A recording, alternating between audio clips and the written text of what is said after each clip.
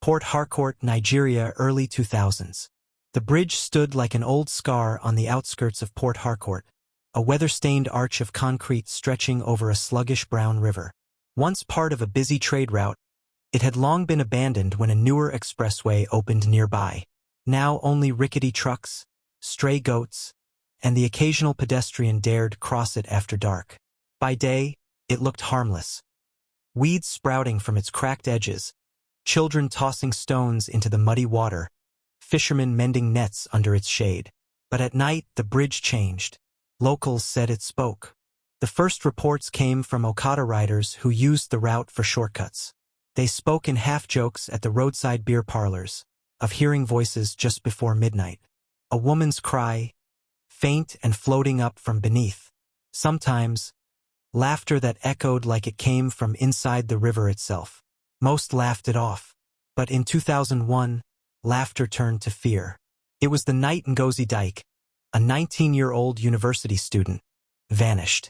She had been returning home from her cousin's birthday, riding the back of an Okada around 10:45 p.m.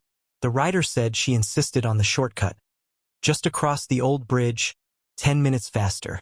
He dropped her at the far end where the tar road met the sand path. She waved, thanked him, and walked toward the narrow footpath that led home. She never arrived. By morning, her slippers were found on the bridge, one near the rusted railing, the other by the drain that led down into the river. The police called it a likely drowning. But the tide was calm that night, and the river never gave her back. Soon, the whispers multiplied. Truck drivers swore they saw a figure standing at the center of the bridge, dressed in white, staring down into the water.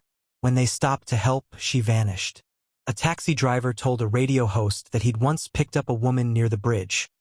Quiet, polite, smelling faintly of river mud. When he dropped her at Mile 3 Market, she was gone. The back seat was wet. The police dismissed it all as folklore, the kind of tales that sprout in humid nights when memory plays tricks. But to the people living around the Elechi Creek, the voices were real. And then the disappearances began again. In 2003, Chika Nwosu, a 32-year-old freelance journalist, returned to Port Harcourt after years in Lagos. He'd grown up near the bridge, back when it still thrummed with traffic and laughter. Now he found the place ghostly quiet. During a visit to his mother, he overheard neighbors talking about the woman who cries at night. Curious, he went to see for himself. He arrived just past 11 p.m., armed with a small tape recorder and a torchlight. The air was thick with mosquitoes and the smell of stagnant water. The bridge loomed ahead, its railings blackened by moss. He stood still, recording. For a while, only frogs and the buzz of insects. Then faintly a sound. At first, it seemed like the wind moving through the hollow space beneath the bridge. But as he adjusted the volume, it grew distinct. A voice. Soft, wavering. "Help me." Chika froze. The torchlight flickered. The sound came again, stretching through the humid air, almost pleading. "Please, help." He stumbled back, nearly dropping his recorder. He turned to run, but something in him, that journalist's instinct, made him stay. He switched off the light, pressed the recorder close, and whispered, "Who's there?" Only silence. Then the river bubbled faintly, like something shifting beneath. He left the bridge that night shaken, but he had proof. On playback, the tape caught a low, human voice. Muffled, yes, but undeniably real.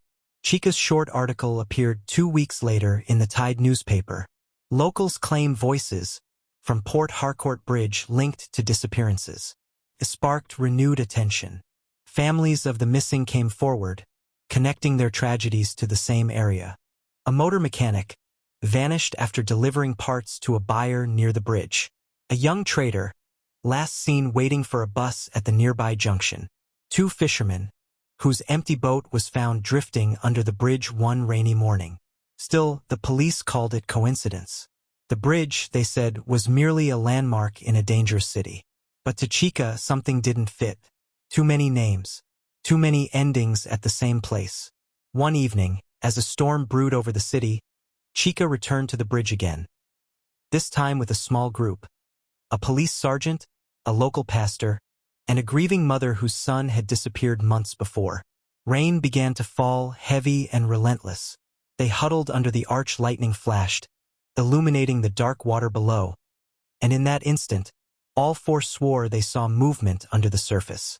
A pale shape twisting, sinking, rising again. The pastor whispered a prayer. The sergeant grabbed his radio. Chica stepped closer to the railing. He could hear it again. Not one voice this time, but many. A low chorus of cries, like a crowd murmuring from underwater. And then silence. The storm passed as quickly as it came. The river settled. But in that silence, something changed. For the first time, the police agreed to reopen the old files. That night, the bridge stopped whispering. But the city had only begun to listen.